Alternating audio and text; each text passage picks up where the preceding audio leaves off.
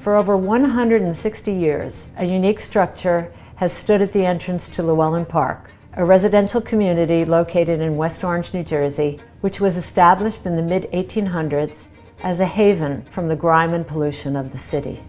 Now known as the Llewellyn Park Gatehouse, this building was designed in 1857 by A.J. Davis, one of the most prominent architects of the 19th century. It was formed of rustic materials, sourced from its surroundings, natural stone quarried from the land's hillsides, and hardwoods harvested from old-growth forests. After many years serving as a gate lodge, both an entrance to the community and a home to gatekeepers and caretakers of the property, the historic fabric of the building has been meticulously restored according to rigorous preservation standards. Here's the story of how that was done. One of the most important factors of the gatehouse is its longevity, and it was at this point necessary to make sure that this structure lasted for many, many more generations. So when this project was conceived by the committee managers, it was understood that this would be a large-scale project that would involve a lot of the elements that compose the gatehouse. And when all of these elements were taken into consideration, we realized that we needed to engage in a process that was complete.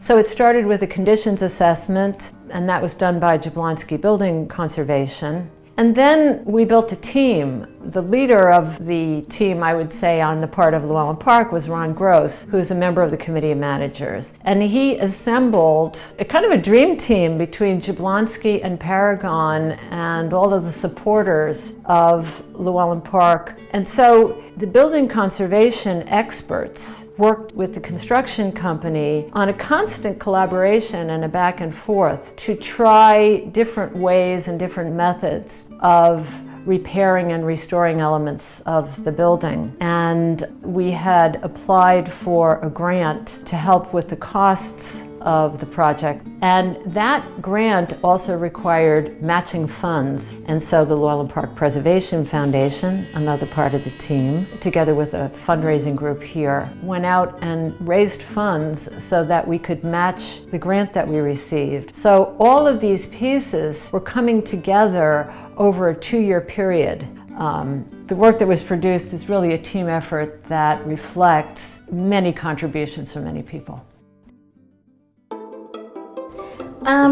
So I guess the hierarchy of preservation is, first to retain as much as possible. And then when we do have to do repairs, again, we're cutting back as little of the historic fabric as possible.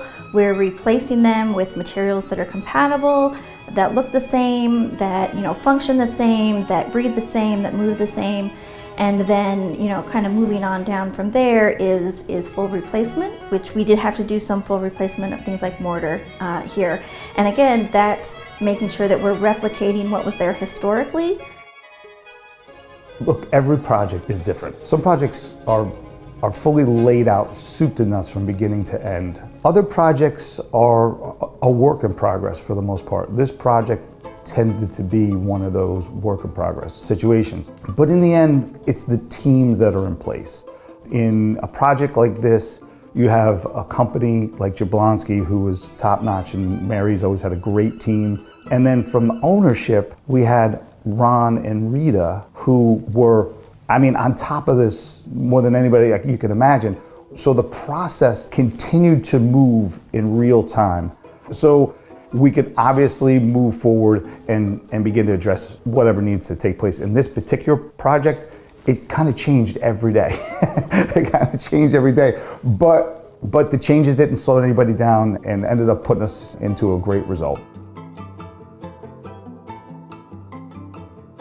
The rafter tails, I think, were really one of the biggest challenges for us. Our recommended repairs changed over time as we learned more about them. We had originally called for a number of them to be replaced, because we did think that they were actual structural timber members that were supporting the roof. But once we realized that they're only really decorative and are just supporting that eave, that allowed us to really be able to retain more of the historic fabric because we didn't have to make sure that they were structural. We were able to just make small cosmetic repairs because, you know, the rafters are gorgeous, and putting in new would never really look the same as the, you know, ones that are 160 years old that are up there now. You know, other than that, all of the challenges I think were able to be met as we learned more information. There actually were some new things that I did learn about the gatehouse. You think that, you know, mortar is mortar. I knew it had to be somewhat special, but this was really special. Natural cement goes all the way back to the Egyptians and the pyramids. It's been in use for centuries, but it is very different than Portland cement, which really came about in the late 1800s. They moved differently and required different methods of application, but natural cement really kind of lost favor in the 1950s and 60s. The Natural Cement Association kind of came about around 2005 and really started educating people again. And one of the things that they've really stressed and has been proven is that natural cement on top of Portland cement has a tendency to fail because they both have different rates of thermal expansion and contraction. They don't move the same way. You know, one of the challenges we have sometimes when working with a contractor, because they're used to new construction and they don't necessarily know that, you know, you can't put a really hard type S mortar in, you know, soft masonry, because it'll just end in sadness. And that was one of the things where it was really nice that we had Paragon, because Paragon was able to come in and apply it correctly and cure it correctly. So the restoration project was comprehensive.